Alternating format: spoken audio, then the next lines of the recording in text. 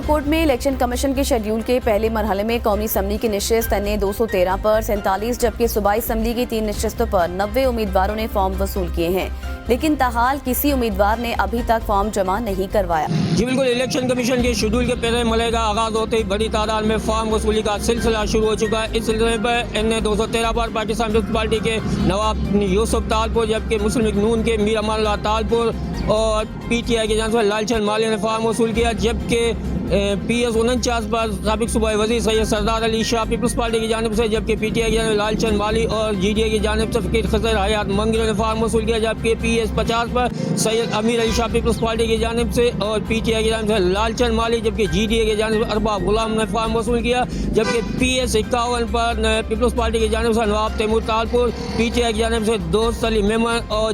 मुस्लिम league नून की जानिब से मीर अमान अल्लाह तालपुर ने फॉर्म वसूल किया। इस तरह NA पर 47 और तीनों PS पर जो है 90 उम्मीदवारों ने फॉर्म वसूल किए, लेकिन इसके बावजूद भी ताहाल किसी उम्मीदवार ने फॉर्म वापस नहीं जमा कराए। 2018 के इलेक्शन में एक कौमी असम्बली और 3 सूबाई असम्बली पर पाकिस्तान पीपल्स पार्टी ने मैदान मारा था, लेकिन इस दफ़ा अवामी राय को देखते हुए पाकिस्तान पीपल्स पार्टी GDA और PTI के दरमियान जो है कांटेदार मुकाबले की तवक्को की जा रही है।